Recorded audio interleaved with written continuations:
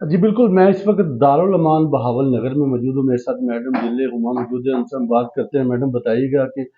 کس طرح یہاں پر جو خواتین آتی ہیں ان کے ساتھ کیا برتاؤ کیا جاتا ہے، ان کو کیا تربیت دی جاتی ہے،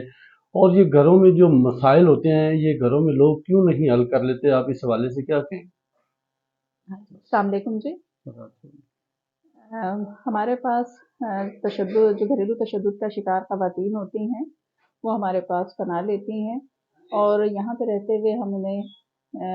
لیگل، سائیکولوجیکل اور میڈیکل ایڈ پرووائڈ کرتے ہیں۔ رہائش و کھانا فری مہیا کیا جاتا ہے ان خواتین کو، اور ساتھ ساتھ ان کی ذہنی نشو و نما کے لیے ان کے سیشن لیے جاتے ہیں، جس میں ان کو بتایا جاتا ہے کہ گھر کی اہمیت کے بارے میں، اور جو وہ تاکہ ان کو جو بھی وہ فیصلہ کرنے جا رہی ہیں اپنی آئندہ آنے والی زندگی میں، اس کے فوائد و نقصانات دونوں پہلو ان کو بتائے جاتے ہیں تاکہ وہ صحیح فیصلہ کر سکیں۔ باقی جو فیملی کاؤنسلنگ ہوتی ہے اس میں ہمارے ان کے جو گھر والے ہوتے ہیں ان سے یہی گزارش ہوتی ہے کہ جو گھر کا مسئلہ ہے اس کو گھر کی سطح پر ہی حل کیا جائے، تاکہ ایسے مسائل نہ ہوں یا ان حدوں تک معاملات نہ پہنچیں کہ خواتین کو یہاں تک آنا پڑے کہ وہاں سے واپسی ناممکن ہو سکے۔ تو ان سے یہی گزارش ہوتی ہے، خواتین سے بھی ہماری، کہ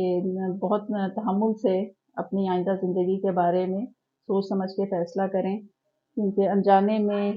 جانے انجانے میں وہ اپنے لیے زیادہ مسائل نہ خرید لیں جلد بازی میں۔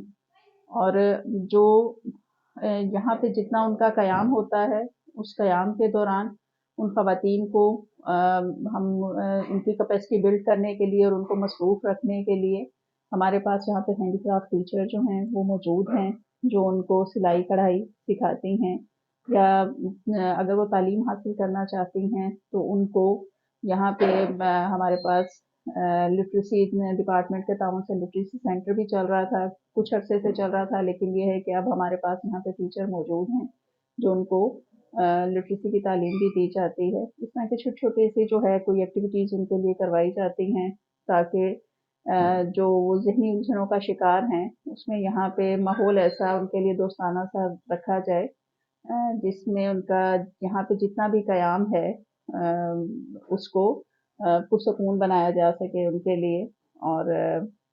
مناسب رکھا جائے۔ میڈم گھریلو تشدد کی جہاں تک بات کی آپ نے، تو اس وقت جو بڑا جدید دور ہے، اور میں سمجھتا ہوں کہ تعلیم کا دور ہے، ہر گھر میں چھوٹے سے بچے بھی پڑھے لکھے ہیں اور بہت زیادہ نالج رکھتے ہیں، تو کیا کہیں گی آپ کے والدین کو کیا کردار ادا کرنا چاہیے بچوں کی ذہنی نشو و نما کے لیے اور بچوں کی زندگی کے لیے، فیوچر کے لیے، کہ ایسے واقعات پیدا ہی نہ ہوں کہ بچیاں گھر سے نکلیں اور دارالمان میں آ جائیں؟ دیکھیے، ہم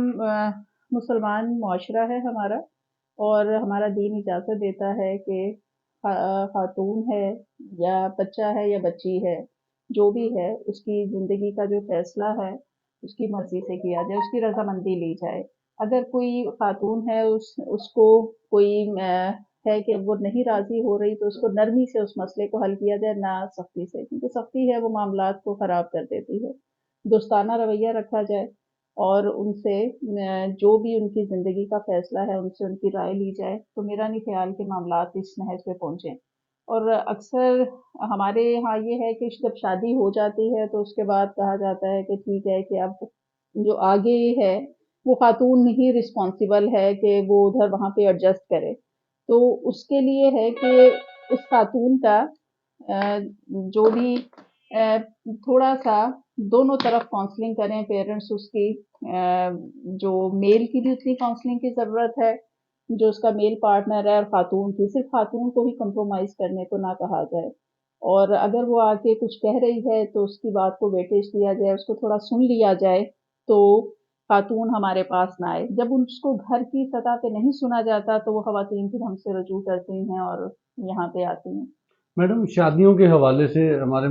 اسلام میں جیسے ایز اے مسلمان ہم بہت زیادہ سختی نہیں ہے، اور یہ ذات بات یہ جو لوگ دیکھتے ہیں کہ جی فلاں برادری ہے فلاں برادری ہے، ہم بچوں کا رشتہ نہیں کر سکتے، تو میں سمجھتا ہوں کہ اسلام میں سب سے بڑا جو مذہب ہے، جو دین ہے، اسلام ہے، تو ایز اے مسلمان تو سب بھائی بھائی ہیں، پھر لوگ اس طرح ذات بات کو ترجیح دے کر بچیوں کی زندگی برباد کر دیتے ہیں اور اپنے گھروں کے گھر تباہ کر لیتے ہیں، بچیاں گھر سے نکلتی ہیں اور دارالمان میں پہنچ جاتی ہیں، پھر बूढ़े वालदैन जो है ज़िल्लुल ख्वार भी होते हैं, माशरे में इज़्ज़त भी ख़राब होती है। आप वालदैन को क्या मैसेज देना चाहेंगे? लेकिन ज़ात, बरादरी, कबीले जो हैं ये पहचान के लिए बनाए गए थे, ना कि इसमें जो हमारे दीन ने बताया है कि रिश्ता करने से पहले उसका हस्ब नस्ब देखें, उसकी माशरे में उसके जो हमारे दीन ने एक बता दिया है तरीका वज़ा कर दिया है, उस तरीके पे चलें तो मामलात जो हैं वो इतने मुश्किल नहीं हैं। सबसे अहम है रज़ामंदी, तो उनकी रज़ामंदी को अहमियत दें और उनको तरीके से मामलात को वो हैंडल करें, तो ये मामला ऐसा नहीं है कि उसमें कोई बिगाड़ नहीं आ सकता। जी बिल्कुल, ये थी मैडम ज़िले हुमाम जो बता रही थी कि यहाँ पर जो घरेलू तशद्दुद का शिकार आने वाली ख़वातीन होती हैं, यहाँ पर उनको खाना और रिहाइश फ्री दी जाती है और यहाँ पर उनकी ज़हनी नशो-नुमा की जाती है। यहाँ पर फैमिली काउंसलिंग का सिलसिला भी किया जाता है, उनके पेरेंट्स से यहाँ पर उनकी मीटिंग करवाई जाती है, उनको समझाया जाता है। लेकिन फिर भी वालिदैन को उनका ये मैसेज है कि ज़ात-पात बिरादरी को छोड़ें। ये नया दौर है और एज़ ए मुसलमान हम रिश्ते कर सकते हैं एक से दूसरी बिरादरी में, कोई कुरान पाक में या दीन में ऐसी रुकावट नहीं है। आप अपनी बच्चियों की मर्ज़ी से उनकी शादी करें और घर के मसाइल जो होते हैं उनको अपने घरों में बैठकर हल करें ताकि बच्चियाँ घरेलू तशद्दुद का शिकार होकर घर से ना निकलें और दारुल अमान में ना आएँ। दारुल अमान कोई